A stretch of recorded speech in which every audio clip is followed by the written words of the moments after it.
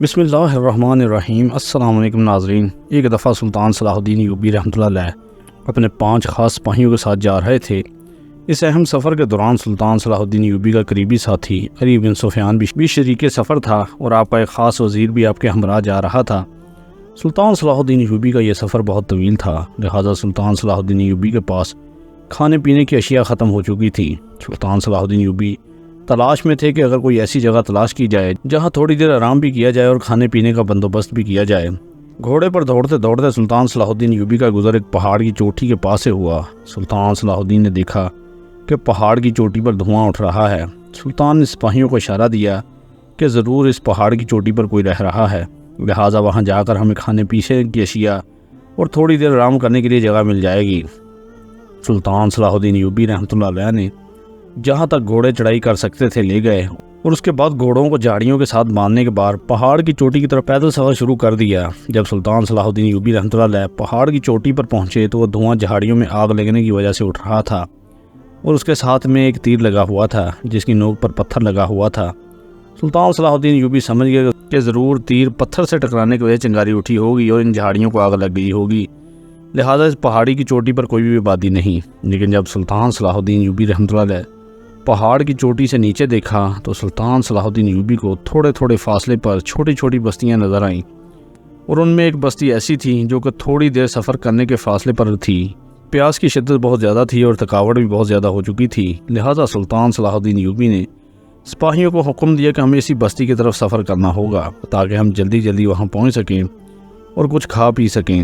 سلطان صلاح الدین ایوبی نے اپنے گھوڑے پر سوار ہو گئے اور اس بستی کی طرف پہنچ گئے، لیکن جب سلطان صلاح الدین ایوبی کا گھوڑا اس بستی کے قریب پہنچا تو سلطان کی نظر اس بستی کے اندر بنے ایک کلیسا پر پڑی۔ سلطان صلاح الدین ایوبی سمجھ گئے کہ یہ بستی عیسائیوں کی ہے۔ سلطان صلاح الدین ہر مذہب کا احترام کرتے تھے، لہٰذا سلطان نے سپاہیوں کو حکم دیا کہ ہمیں ضرور اس بستی کے اندر کوئی نہ کوئی کنواں مل جائے گا جہاں ہم ٹھنڈا پانی پی سکیں گے اور آگر جا کے کچھ کھا لیں گے۔ سلطان صلاح الدین ایوبی نے جب اپنے سپاہیوں کے ساتھ اس بستی سے گزر رہے تھے، اتنے میں ایک نوجوان حسین و جمیل لڑکی جس نے اپنا منہ مکمل ڈھانپا ہوا تھا، اس کی صرف آنکھیں دکھائی دے رہی تھیں، وہ گھوڑے کے آگے آ کر کھڑی ہو گئی۔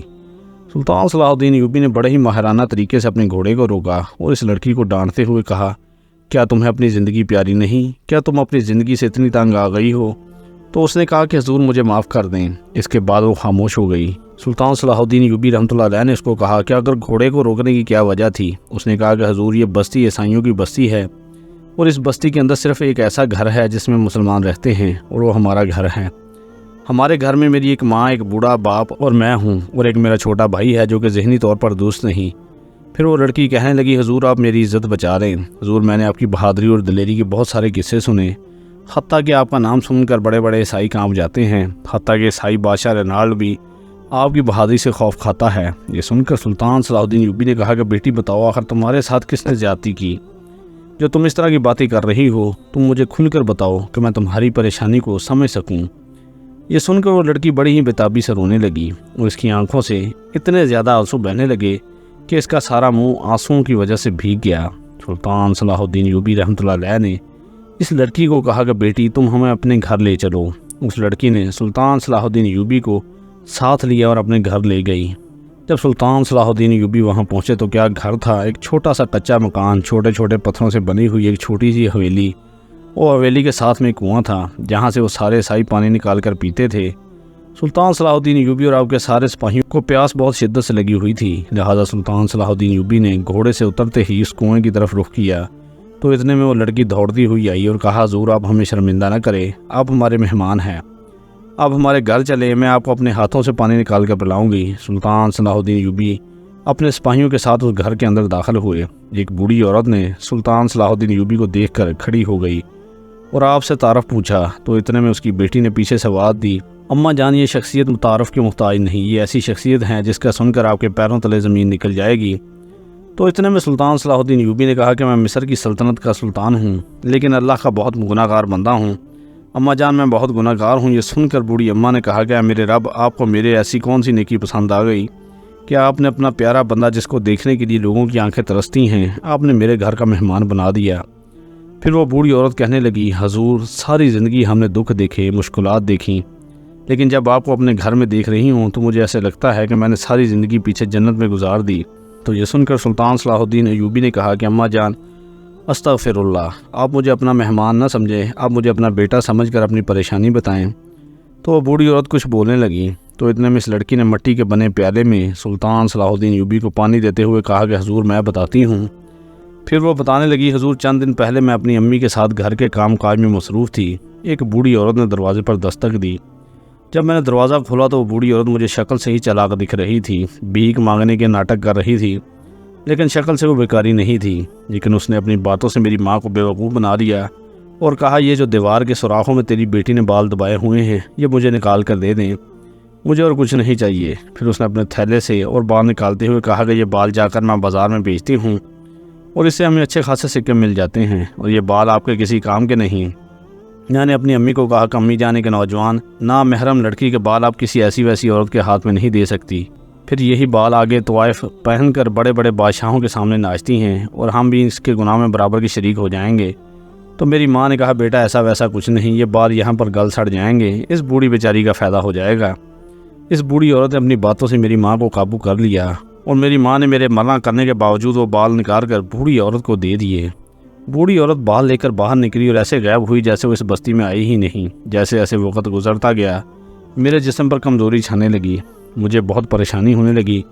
شام کو بھوک ہونے کی وجہ سے مجھ سے کچھ نہ کھایا گیا، نہ میں اپنے بستر پر جا کر لیٹ گئی اور میری ماں کو بھی نیند آ گئی۔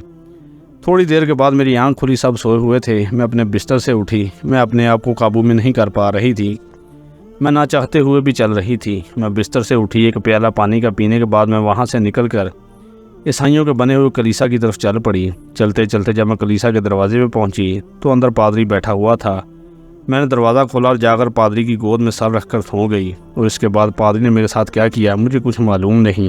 اور حضور اس کے بعد ہر روز بوڑھی عورت آتی، مجھ سے بال لے کر چلی جاتی، لیکن میں خود کو قابو نہیں کر پاتی۔ میں بڑی کوشش کرتی ہوں کہ جیسے اب آئے گی میں اس کو بال اپنے نہیں دوں گی، لیکن وہ کچھ ایسا پادری نے کر دیا کہ جیسے وہ بوڑھی عورت آتی میں بے قابو ہو کر اپنے سر کے جھڑے ہوئے بال اس کو نکال کر دے دیتی اور بوڑھی عورت بال لے کر غائب ہو جاتی۔ اور جیسے ہی رات کا وقت ہوتا میری آنکھ کھل جاتی اور میں خود کو بے قابو ہوتے ہوئے اس پادری کے پاس پہنچ جاتی، اس کی گود میں سر رکھ کے سو جاتی۔ اور جب میری آنکھ کھلتی تو مجھے صبح کا منظر یاد ہوتا اور میں ایک ندی کے کنارے پڑی ہوئی ہوتی ہوں۔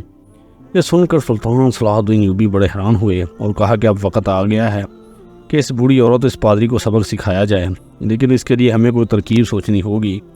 اتنے میں سلطان صلاح الدین ایوبی نے اپنے ایک سپاہی کو حکم دیا کہ جا کر اس علاقے کے اندر کوئی ایسی عورت تلاش کی جائے جو اس لڑکی کی طرح خوبصورت ہو لیکن مسلمان ہو۔ تو سلطان صلاح الدین ایوبی کے حکم پر وہ سپاہی چلا گیا۔ تو اتنے میں سلطان صلاح الدین ایوبی نے کہا کہ اب جب کل بوڑھی عورت آئے گی ہم سب چھپ کر یہ سارا ماجرا دیکھیں گے، لیکن اس بار تمہاری جگہ وہ عورت جو کہ سپاہی تلاش کر کے لائے گا وہ اس کو بال دے گی، اور وہ بال بھی گھوڑی کے دم کے بہوں گے۔ یہ سن کر بوڑھی عورت حیران ہو گئی۔ تھوڑی دیر بعد وہ سپاہی ایک لڑکی کو لایا جو کہ اس نے ساتھ والی بستی سے مدد کے لیے لی تھی۔ سلطان نے اس کو ساری ترکیب سمجھا دی۔ اب سلطان نے اس لڑکی کو کہا کہ جیسے ہی وہ کل بوڑھی عورت آئے تو تم نے نقاب کر لینا ہے اور وہ یہ سمجھے گی کہ تم اس کی بیٹی ہو، اور وہ تم سے بال لے کر چلی گئی۔ اگلی صبح ایسا ہی ہوا، وہ بوڑھی عورت آئی، اس لڑکی نے اس کو گھوڑی کے بال دے دیے، اب وہ چلی گئی۔ جیسے ہی شام کا وقت ہوا سلطان صلاح الدین ایوبی نے کہا کہ تم اب چلنے کا ناٹک کرو، کیونکہ اس بار جو بھی پہلے ہوتا ہے وہ تمہارے ساتھ نہیں ہوگا۔ اب وہ لڑکی بھی محسوس کر رہی تھی کہ پہلے کی طرح وہ کسی کے قابو میں نہیں، اب وہ چلتی جا رہی تھی اور سلطان صلاح الدین ایوبی اس کے پیچھے تھے۔ وہ لڑکی اس پادری کے کلیسا کے دروازے میں پہنچی اور جا کر اس کی گود میں سو گئی۔ جب سلطان صلاح الدین ایوبی نے جا کے اندر کا منظر دیکھا تو بہت ساری انسانی ہڈیوں کے کھوپڑیوں اور کوئلے پڑے ہوئے تھے اور ایک گڑیا جس کی آنکھیں نہیں تھی۔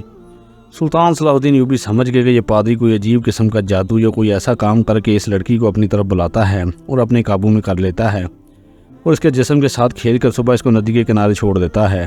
سلطان صلاح الدین ایوبی نے اسی وقت تلوار نکالی اور پادری کے گردن پر رکھ دی۔ اچانک اپنی گردن پر تلوار دیکھ کر پادری خوف میں پڑ گیا۔ تو سلطان صلاح الدین ایوبی نے کہا کیا وقت آ گیا ہے کہ تم سے تمہارا حساب لیا جائے اور اب تیری گردن اتار دی جائے۔ تو اتنے میں اس نے کہا حضور آپ میری گردن نہ اتاریں، میں سب کچھ سچ بتاتا ہوں۔ پھر اس نے کہا کہ حضور میں اس لڑکی کے بال اس بوڑھی عورت کے ذریعے منگواتا اور ان بالوں سے کالا جادو کرتا اور کالا جادو کرنے کے بعد اس لڑکی کو قابو میں کر لیتا۔ یہ لڑکی بہت ہی خوبصورت تھی، لیکن سب سے بڑی وجہ یہ تھی کہ یہ مسلمان تھی اور میں مسلمانوں سے سخت نفرت کرتا ہوں، اور میں اس کے جسم سے کھیل کر بڑے ہی فخر سے کہتا ہوں کہ ان کو اپنا دین تو نہیں بچا پایا، لیکن آج مجھے اس بات کی سمجھ ہو گئی کہ ان کا رب ایسی جگہ سے مدد کرتا ہے جہاں انسان کی سوچ نہیں ہوتی۔ اس کے بعد سلطان صلاح الدین ایوبی نے سارے عیسائیوں کے سامنے اس پادری کا راز کھول دیا، اور سلطان صلاح الدین ایوبی نے اس پادری کو کلیسا کے سامنے قتل کر دیا، اور سلطان صلاح الدین ایوبی کے اس واقعے کے بعد وہ سارے عیسائی مسلمان ہو گئے، اور اس کے بعد سلطان نے اس بستی کے اندر بہت ہی اعلیٰ شان مسجد بنانے کا حکم دے دیا، اور بہت سی روایت میں ملتا ہے کہ کیا اس بستی کی وجہ سے ارد گرد کی بستیاں بھی مسلمان ہونے لگیں اور پورا علاقہ مسلمان ہو گیا۔ اور یہ واقعہ اس وجہ سے بہت مشہور ہوا کہ ایک لڑکی اور ایک پادری کی وجہ سے پورا علاقہ جو کہ کئی کلومیٹر پر پھیلا تھا، سارے کا سارا مسلمان ہو گیا۔